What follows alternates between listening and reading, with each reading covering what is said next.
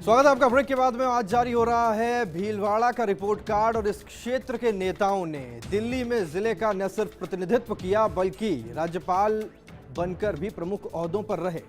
यहां से Shivcharan Mathur, VP Singh, Subhash Baheria, CP Joshi जैसे प्रमुख नेताओं ने इलाके का प्रतिनिधित्व किया। आइए देखते हैं इस सीट का इतिहास।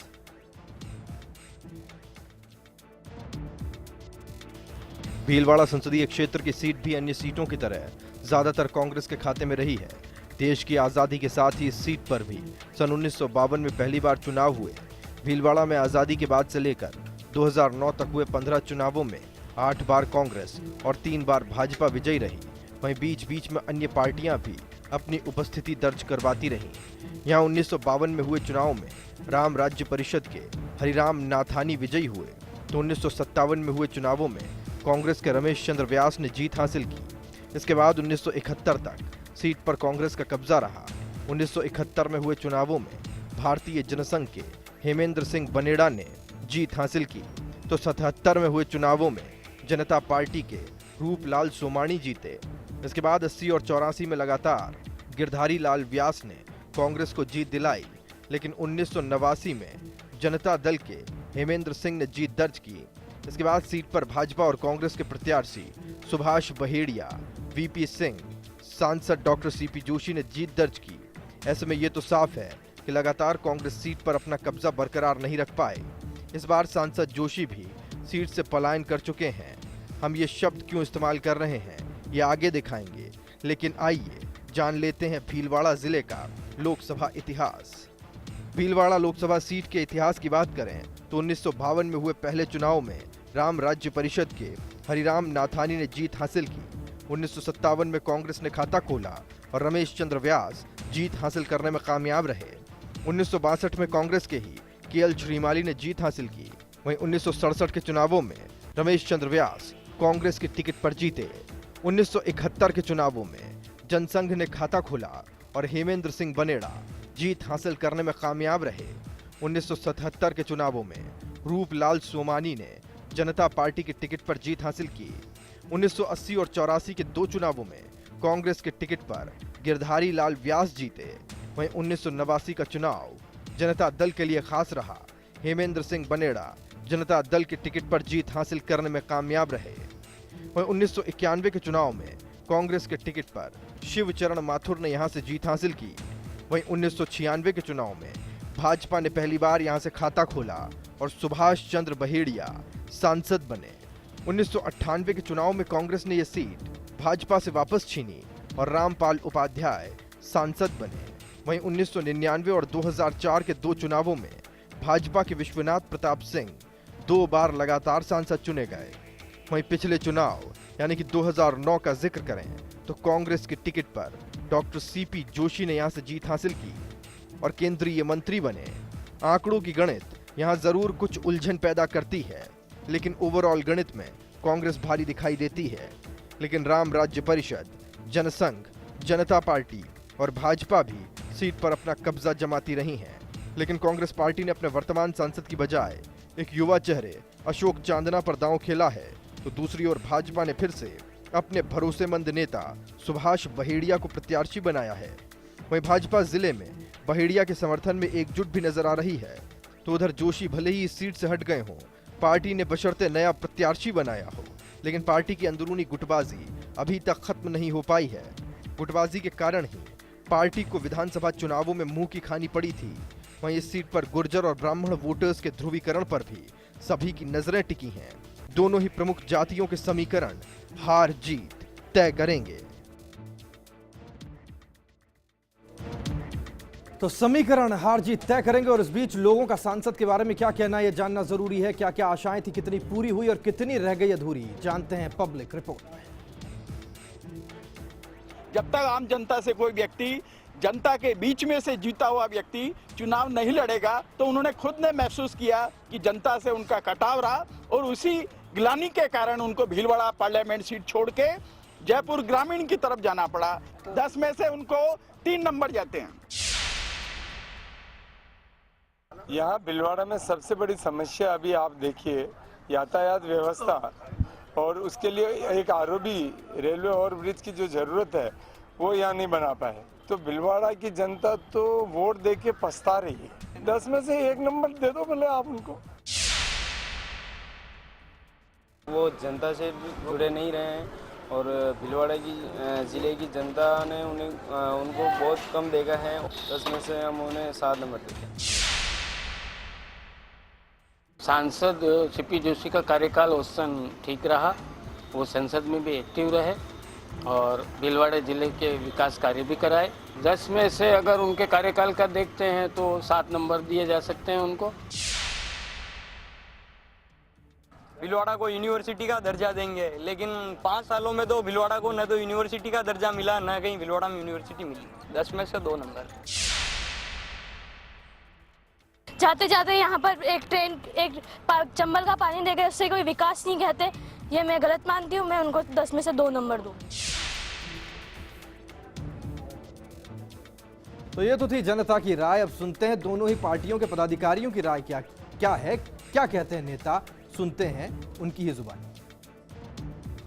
उन्होंने 2800 करोड़ की योजना जो कराई है और पुनः वापस चुनाव है, जिले के हर कांग्रेस कार्यकर्ता चाहते हैं कि ऐसा प्रतिनिधि हमारे बीच में पुनः रहे और चुनाव लड़े।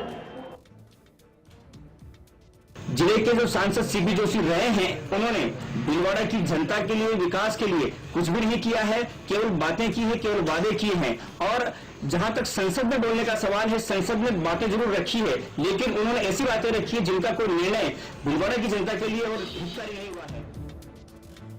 तो दोनों ही पार्टियों के नेता अपनी अपनी बात रखते हुए नजर आए। उनका अपना मत था, लेकिन लोकतंत्र का चौथा स्तंभ यानी कि पत्रकार क्या सोचते हैं जानना जरूरी है। सुनिए।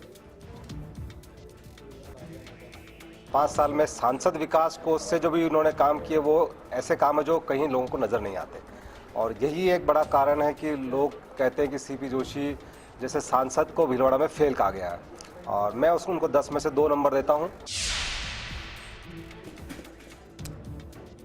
तो भीलवाड़ा सीट से सांसद सीपी जोशी इस बार यहां से चुनाव नहीं लड़ रहे हैं। वो इस बार जयपुर ग्रामीण से प्रत्याशी है। दावा यह किया गया कि वायदा पूरा नहीं हुआ, इसलिए वो यहां से सीट बदल रहे हैं, लेकिन सच इससे परे है, जुदा है। आप भी समझिए। मैं यहाँ कह के आया था कि भीलवाड़ा में पानी नहीं पहुंचाऊंगा तो चुनाव नहीं लड़ूंगा। भीलवाड़ा पाइप आके होंगे, पानी नहीं आया ऐसे चुनाव नहीं लड़ूंगा। तो आपने सुना कि वादा पूरा नहीं कर पाने से जोशी भीलवाड़ा से चुनाव नहीं लड़ेंगे।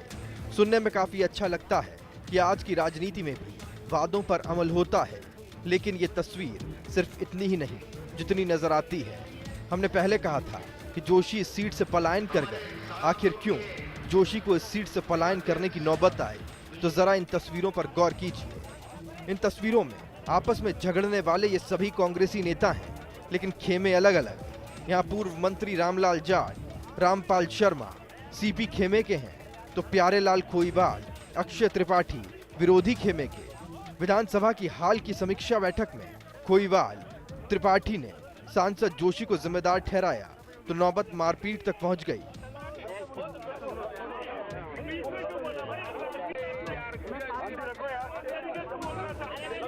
जिले की राजनीति में लगातार कद घटने और सहयोगियों की विधानसभा चुनावों में हार के कारण सीपी जोशी को पलायन के लिए मजबूर होना पड़ा। अब बात करें चांदना की, उनका यहां से चुनाव लड़ना भी जोशी की तरह पहले ही तय था, और ये भी तय जोशी ने खुद किया था। जरा आप खुद ही सुन लीजिए। जब मैं बिना जान पहचान के यहाँ सांसद बन सकता, एक परीक्षा और दो, बिना जान पहचान वाले को सांसद बनाओ, बाकी सब काम में करूं। ऐसे में जोशी ने सीट छोड़ने के बाद इसे अपने ही चहीते अशोक चांदना को दिया। इस बार के लोकसभा चुनावों में कांग्रेस ने अशोक चांदना को प्रत्याशी बनाया है, तो भाजपा ने जिला अध्यक्ष सुभाष बहेड़िया को। अब आगे क्या होगा, इसका फैसला जनता जनार्दन करेगी। तो आंकड़े बोल चुके हैं, जनता बोल चुकी है, और पत्रकारों ने भी अपनी राय दे दी। अब बारी सांसद सीपी जोशी की है कटघरे में आने की, सामना करने की उन सवालों का जो जनता उनसे पूछ रही है। और सबके बोल देने के बाद सांसद मेरे सहयोगी गोवर्धन से कह रहे हैं, अब मैं भी बोलूं। हमारे साथ है डॉक्टर सीपी जोशी। आइए इनसे बात करते हैं। 5 साल तक क्या क्या परफॉर्मेंस रही है? 5 साल में एक सांसद के रूप में जब मैं चुनाव लड़ने गया था तब मैंने कहा कि भीलवाड़ा में पीने के पानी की व्यवस्था करूंगा। आज मुझे कहते हुए प्रसन्नता है कि 2000 करोड़ रुपए का स्कीम हमने स्वीकृत की, उसका काम तेज गति से चल रहा है। भीलवाड़ा में लोगों ने सोचा नहीं, पर जब मैं रेल मंत्री बना तो भीलवाड़ा में रेल कोच फैक्ट्री का निर्णय करवाया, जिसका फाउंडेशन हमने करवाया। भीलवाड़ा में नेशनल हाईवे को जोड़ने के लिए काम किया, PMGSY को सड़क जोड़ने का काम किया, राजस्थान सरकार से जितने विकास के काम है वो करवाया। तो कुल मिलाकर एक जनप्रतिनिधि के रूप में जो क्षेत्र का विकास होना चाहिए वो काम हमने करवाया। और हमने मेडिकल कॉलेज भी भारत सरकार से स्वीकृत कराया। भीलवाड़ा और चित्तौड़ के बीच में एयर स्ट्रिप जो है उसको छोटे शहरों को जोड़ने के लिए उसको भी इसमें इंक्लूड करवाया। सांसद की बजाय आपका कद अपेक्षाकृत बहुत बड़ा था, तो संसद में जो एक्टिव जो MP के हिसाब से अगर देखा जाए तो परफॉर्मेंस के हिसाब से आप कैसे कार्यकाल मानते हैं? 2 तरह का, एक सांसद जो रूलिंग पार्टी का होता है उस सांसद की भूमिका अलग होती है, एक सांसद जो विपक्ष में होता है उसकी भूमिका अलग होती है। मैं तो सांसद रूलिंग पार्टी का और सांसद बनते मंत्री बन गया, इसलिए मेरा मूल्यांकन तो एक मंत्री के रूप में ही किया जाए। एक मंत्री के रूप में मैंने अपने क्षेत्र अपने प्रदेश में क्या कंट्रीब्यूट किया, तो मुझे कहते हुए प्रसन्नता है कि राजस्थान में हाईएस्ट नेशनल हाईवे डिक्लेयर करने का श्रेय मुझे जाता है। ऐसा कोई काम जिसमें मलाल रहा हो, ऐसी कोई आपकी योजना हो जो अधूरी रह गई? मेरे मन में कल्पना थी कि मैं अगले चुनाव के पहले भीलवाड़ा शहर और भीलवाड़ा के गांव में लोगों को पीने का पानी उपलब्ध करा दूंगा, वो नहीं करा पाया। 10 में से कितने नंबर देंगे खुद को? ये जनता पे छोड़ दूं। ये थे डॉक्टर CP जोशी, जिनका ये कहना था कि भीलवाड़ा में अंतिम समय में वाइल्ड लाइफ की अनुमति नहीं मिलने की वजह से वो योजनाएं अटक गई, उसका उन्हें मलाल रहेगा। लेकिन खुद को कितने नंबर देंगे ये सवाल इन्होंने जनता पे छोड़ दिया है। कैमरा जसराज भरांडा के साथ गोवर्धन चौधरी, फर्स्ट इंडिया, जयपुर। जोशी ने कहा नंबर जनता दे, इस बार सीट भी नहीं है और जनता भी नहीं है, नंबर भी नए होंगे।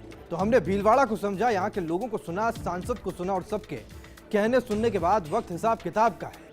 वो हिसाब जो जनता मांगती है और वो हिसाब जो सांसदों को देना होता है। चलते चलते आपको छोड़े जाते हैं फाइनल रिपोर्ट के साथ। नमस्कार। भीलवाड़ा संसदीय क्षेत्र से फाइनल रिपोर्ट की बात करें तो ऐसे कुछ काम हैं जो इस क्षेत्र में हुए हैं। पेयजल की व्यवस्था कराना कांग्रेस अपना काम गिना सकती है, वहीं रेल फैक्ट्री का कारखाना भी कांग्रेस अपने कामों की लिस्ट में जुड़वा सकती है। माइंस की पड़ताल कर खनन पट्टे दिलवाना भी जोशी के द्वारा किया गया काम गिनाया जा सकता है। वहीं स्टील और इस्पात का कारखाना भीलवाड़ा में लाना सांसद के कोटे से कराया हुआ काम गिनवाया जा सकता है। 2 नेशनल हाईवे की घोषणा हुई है और ये भी कांग्रेस अपने खाते से हुआ काम बता सकती है। वहीं ऐसे कई काम रहे जो भीलवाड़ा में अधूरे हैं।